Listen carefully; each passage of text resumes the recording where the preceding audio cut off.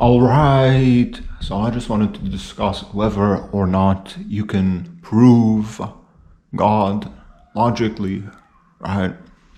By God, I mean the Abrahamic God, right? Not any other type of God, the Abrahamic God specifically, right? Because you see on YouTube specifically, right? You see a lot of theologians. They try and to use logic to prove that the Abrahamic God exists. They kind of look at in terms of, they kind of talk about the statistics, right? The statistical probability that life can come from nothing is kind of absurd, right?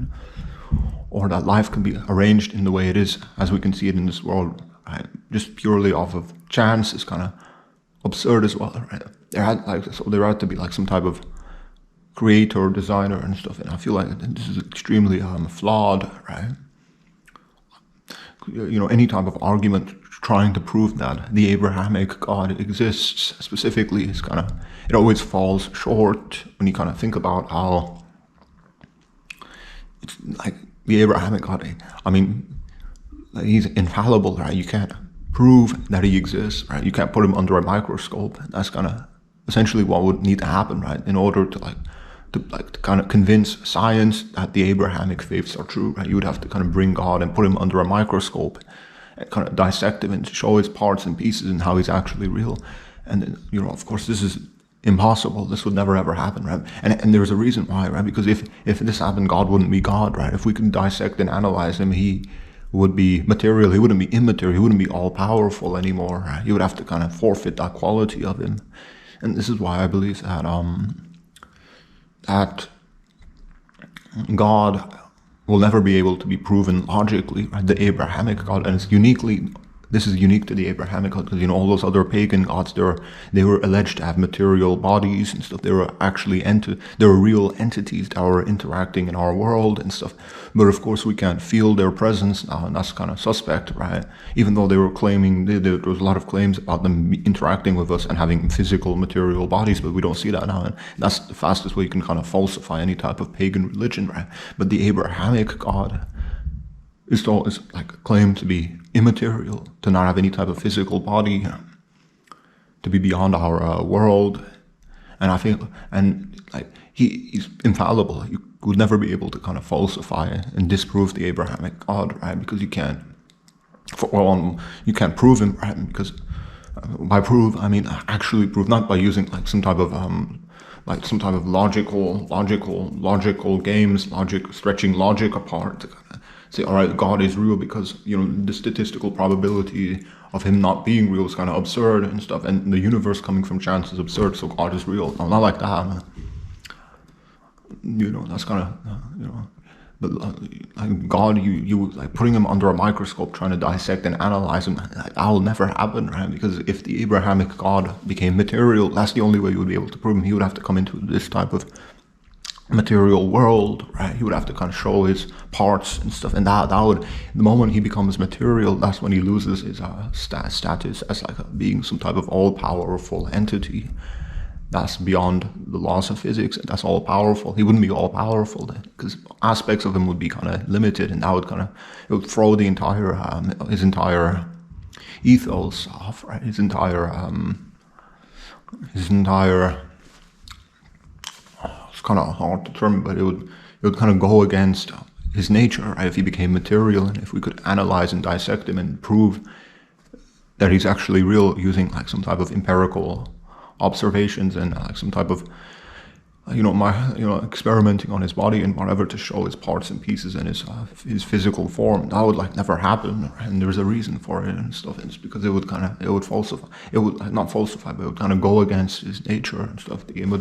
The fact that the Abrahamic God is exclusive, it is almost exclusively the Abrahamic God that's been claimed to be immaterial, beyond this physical world, right? All the other gods were physical entities, right, that had some type of image attached to them, right? But the Abrahamic God, specifically the Islamic God, because in Christianity, they have a bunch of idols that they kind of praise and worship and stuff like that, and they have a bunch of other stuff,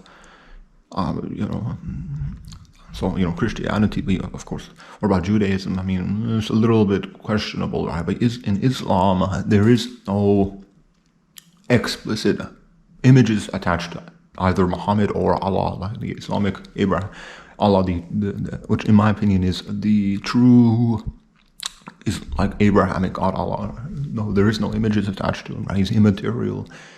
And so, of course, this means immaterial, you can't prove him. That's why I believe science and religion can never meet face to face, so to speak, right? Because science is concerned with the material, physical world, right? Whereas religion, specifically the Abrahamic religion, right, makes a bunch of claims that are kind of infallible, that can't be falsified, right?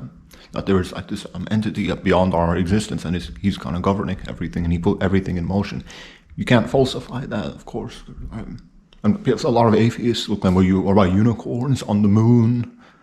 What about trolls under the bridge in some mythical place called Narnia, or some other absurd thing that we can't falsify? All right, fine, but the Abrahamic God, all right, you have to accept that you can't falsify him. All of this, like on YouTube, I find a lot of arguments, right? 10 reasons why God does not exist. The Abrahamic God cannot be falsified, right? I remember there was this episode in The Simpsons where Homer he pulled out a crayon out of his brain and stuff, whatever. He became super intelligent and stuff.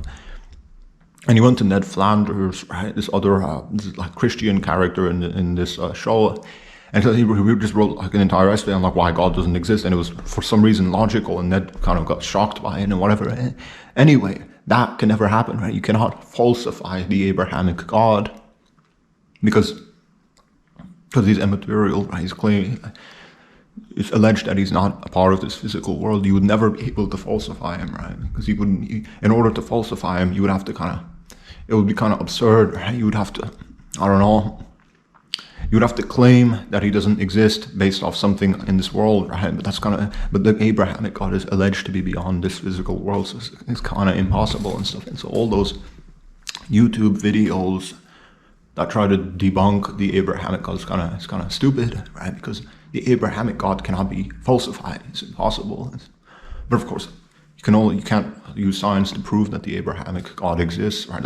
I do give a lot of I would kind of concede to, like, a lot of atheists, they make a lot of these arguments. Oh, well, God, unicorns, trolls under the bridge in some fictional place called Narnia. Or I'll give you that, right?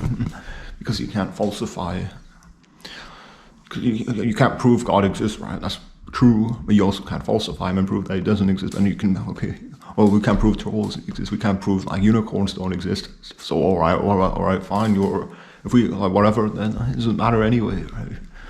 But you have to kind of appreciate that it's infallible, right? The idea that the Abrahamic God does not exist is infallible. You can never falsify the Abrahamic God, and that's the beauty of Islam and the Abrahamic faiths, right? Because they're kind of hard, like they're impossible to falsify, right? You can point out how absurd they are, right? Some claims in the Bible, right? And maybe even the Quran, the Tanakh, the Hebrew Bible and stuff. You can point out like absurd claims, and you can show like, oh, this is just some incoherent stuff that was written in the desert a couple, like in the Middle Ages and stuff. It's irrelevant now, and so you can do that, but you can never falsify.